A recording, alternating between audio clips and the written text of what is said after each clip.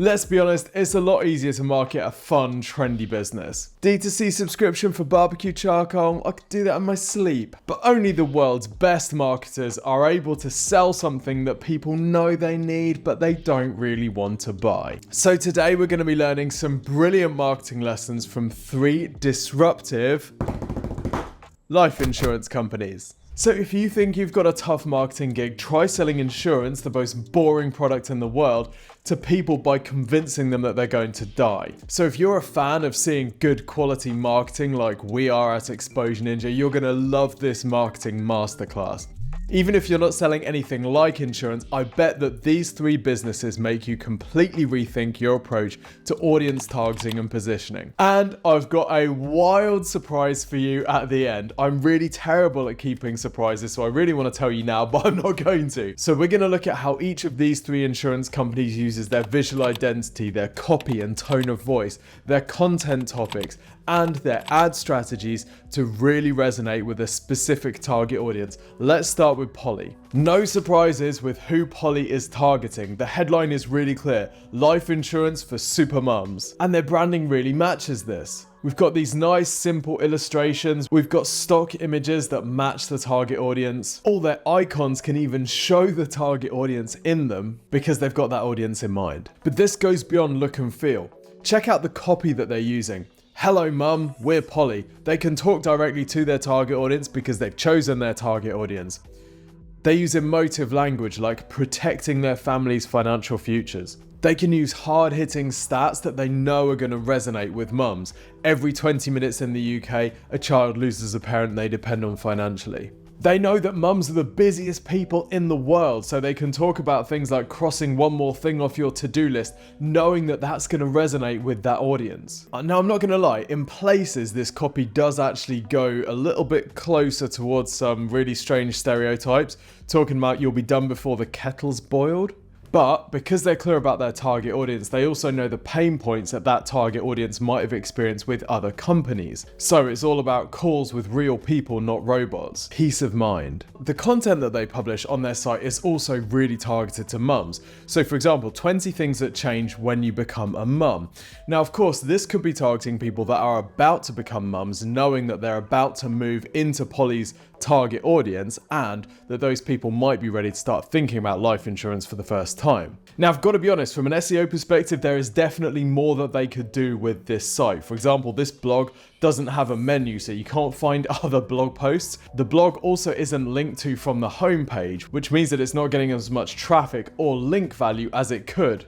And subsequently, that means that Polly isn't ranking as well as it could be for some of its core target keywords. So instead of going with organic traffic, they're actually targeting pay-per-click traffic, and they're running ads which call out the mums, and they're running search and social ads instead. If we have a look at the keywords that they're targeting in their search ads, you'll see these are really broad keywords: life insurance.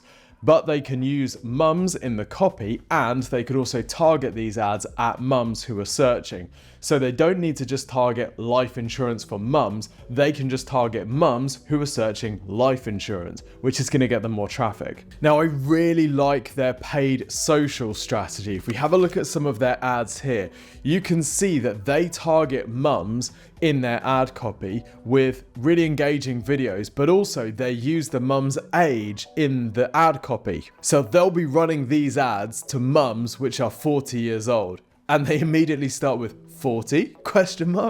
Or this one, 46 or 22. So why are they doing this? Well, we are all more likely to respond to an ad which feels really personal and tailored to us. If I'm a 38-year-old dad that supports Nottingham Forest and lives in Surrey, and I see an ad that says, "Are you a 38-year-old dad that supports Nottingham Forest and live in Surrey?" Okay, you've got my attention. These ads also do loads of the stuff that you hear us talking about, using numbers for credibility. We see them using those statistics from the website copy. And my favorite bit of copy of all, 40 and still no life insurance? That word "still" motivating the user. Wait, you still haven't sorted this out? What are you thinking? They know that this is something that people put off and off and off, and that word is designed to finally trigger them into action. Okay, let's take a look at our second life insurance company. You might start spotting a pattern around about now.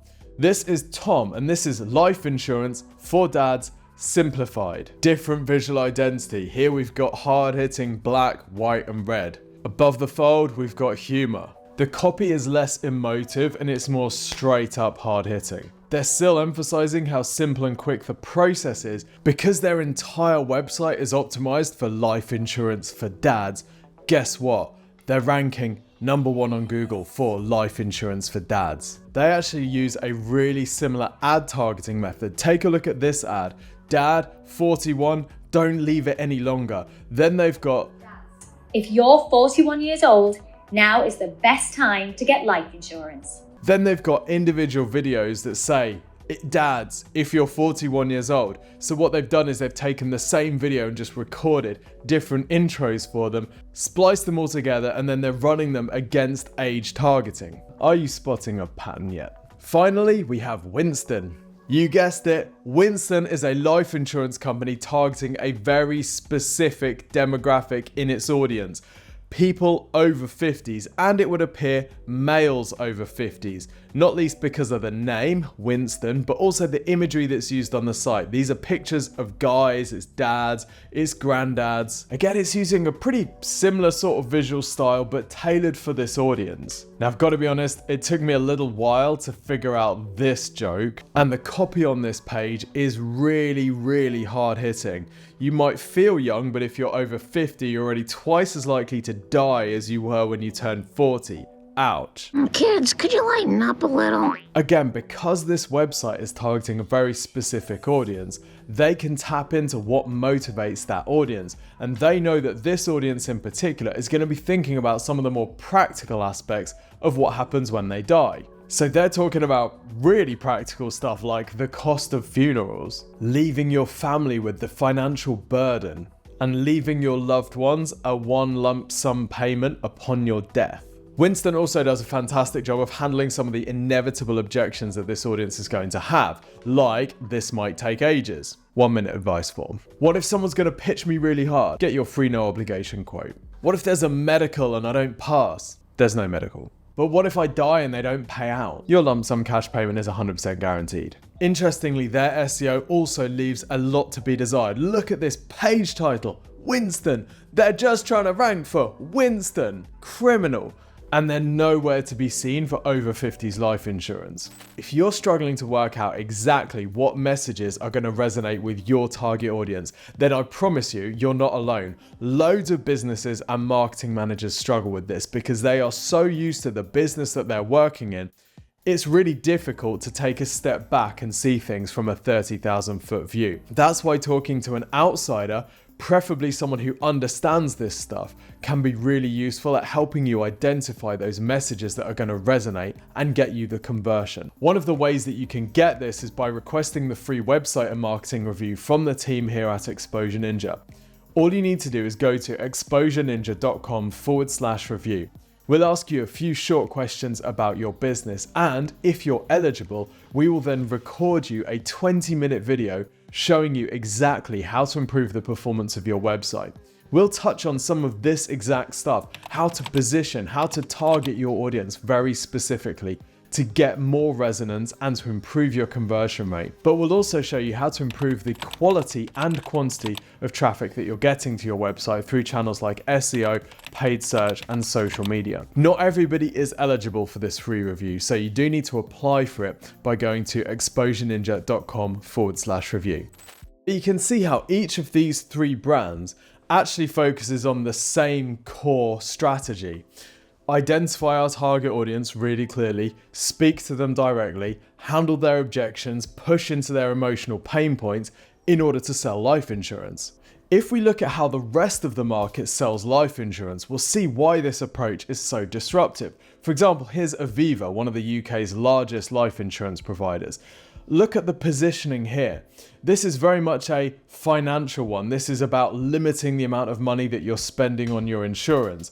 The image there is of a dad and his child, presumably, but that might not resonate with the over 50s, or it might not resonate as much with mums. So because they've got different target audiences all being served from this page, it means they've got to compromise on some of that targeting. This page is a lot busier and, for want of a better word, it's more technical. This is talking about how different types of insurance work. Why do they have to do this? They have to do this to differentiate themselves from other generic life insurance companies because they don't have the benefit of going direct to a certain customer cohort and laser targeting them. Now I wonder, is there a way that you could target your target audience this narrowly?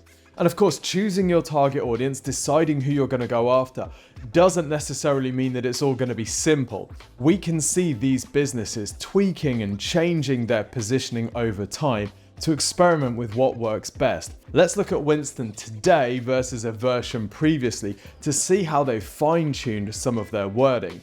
This opening paragraph here, you might feel young, but if you're over 50, you're already twice as likely to die as you were when you turned 40. But just over a year ago, here's what they were saying instead. Sadly, every 3 minutes in the UK, someone becomes a widow or widower. It's much less hard-hitting, so clearly they've identified that if they're going to motivate people to act, they need to go straight for the gut punch. So just because they're targeting specific audiences doesn't mean they've been complacent about what they need to say to resonate with those. Now, I'm not saying that these 3 websites are perfect by any means. All of their SEO could be taken to another level. Honestly, they feel a bit like pay-per-click landing pages rather than websites that are going to do really well driving huge volumes of organic traffic. But by targeting specific audiences, it's meant they can tailor every aspect of the website to that audience.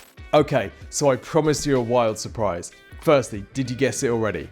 If not, these 3 are all owned by the same company, Clark. So what Clark has done in a really savvy way is said, how can we sell life insurance to a broad audience of people? And in order to sell life insurance to a broad audience of people, it's broken that audience into segments and created brands that target each of those segments. We have Tom for the dads, Polly for the mums, and Winston for the over 50s. And the wild surprise gets even wilder. What's Clark's background? Well, they used to be a lead generation firm for insurance companies. Well, they do say that lead generation is the highest calling of mankind. They do say that, right?